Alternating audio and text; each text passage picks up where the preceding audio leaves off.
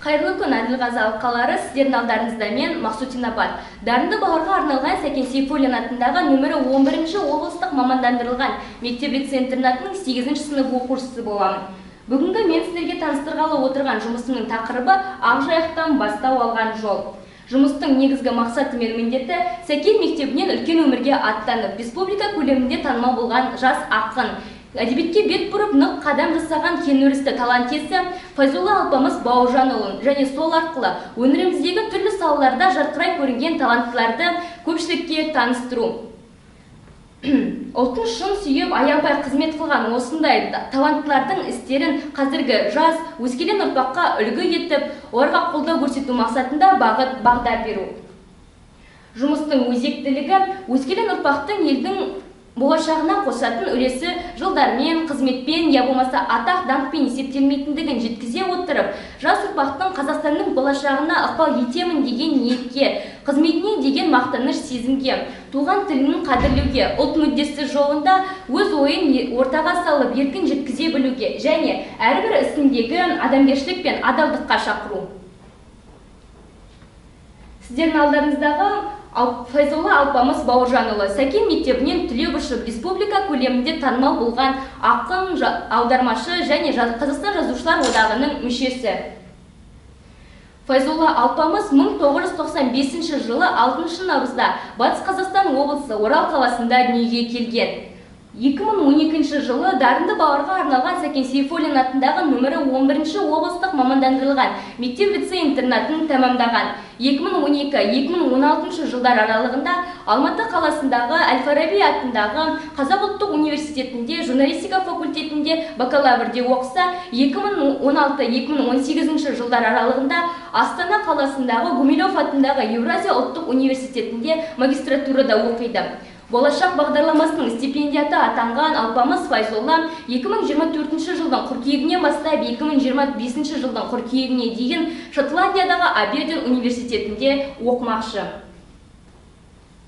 Еліміздің осындай беделді оқу орындарын бітірген Алпамыс Файзолланың үлкен жетістіктерге жетпеуі мүмкін емес. Алпамыс Файзолла әдебиет саласындағы болашақ бағдарламасының стипендияты, 9-шы республикалық Алтын тобылғы әдеби байқауының жылдың үздік поэзиясы номинациясының лауреаты, елорданың 25 жылдығына арналған үздік жас қаламгер байқауының жеңімпазы, әдебиетке қосқан үлесі үшін Қадыр Мырза Әлі атындағы медальдің иегері, Рахметолла Райымқұлов 20 ғасырдың көрнекті қаламгері, республикалық байқауының балаларға арналған үздік шығарма номинациясының иегері және Нобель сыйлығының иегері Рая Кванчунгтың алғыс хатының иегері, Абай Құнанбаевтың 175 жылдығына арналған республикалық байқаудың 2-ші орын иегері.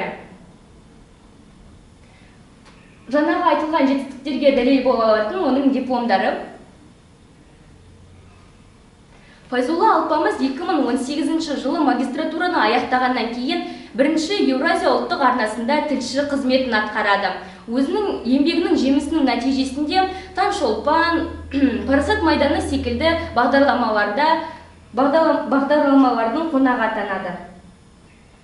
Жас қаламгердің шығармашылығы тек қана ел ішінде ғана емес, сонымен қатар шет елдерде де кең өріс алуда. Оның бір топ өлеңдері Қытай тіліне аударылып, Жаңа Зеландияда, Қытайда, түрік тіліне аударылып, Түркияда шығатын Орка газетінде және бенгал тіліне аударылып, Үндістандағы онлайн журналда жарияланған еді. Файзолла Алпамыс бірқатар өлеңдердің ғана емес, сонымен қатар Ақ сезімге ескерткіш, Жүрек аспанымның жұлдыз атты жыр жинақтарының және аудармалар мен сұхбаттар тәржіме кітабының авторы болып табылады. 2023 жылы жарық көрген аудармалар мен сұхбаттар тәржіме кітабында ол Оливер Генридің, Джек Лондонның, Оскар Уайлдтың және Чарльз Диккенстің кітаптарын немесе кейбір шығармаларын аударған еді. Айта кететін жағдай, Алпамыс Файзолла 2024 жылдың 29 қаңтарында Қазақстан жазушылар одағына мүшелікке қабылданған еді. Сіздердің алдарыңызда Рашид Мамадов. Ол Әзербайжан Республикасының Қазақстан Республикасындағы төтенше және өкілетті елшісі болып табылады. 2020 жылы Алпамыс Файзолла Әзербайжан мен Қазақстан арасындағы бауырластықты бекемдеуге және Әзербайжанның әділеттілікті орнату жолындағы күресіне белсене қатысқаны үшін құрмет грамотасымен марапатталады. Өз жұмысымды қорытындылай келе, Алпамыс Файзолла Бауыржанұлының инновациялық үдерісті меңгерген, жұмысты жаңаша ұйымдастыра алатын және поэзия мен аударма саласында көптеген еңбектер атқара отырып, оның дамуында өзіндік орнын қалыптастырған, оқу тәрбие үдерісінің жандануына, жас және өскелең ұрпақтың дамуына үлес қосқан тұлға екендігін айтқым келеді.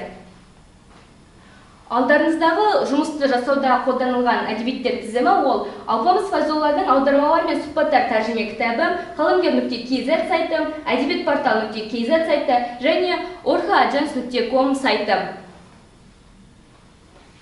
Назарларыңызға рахмет.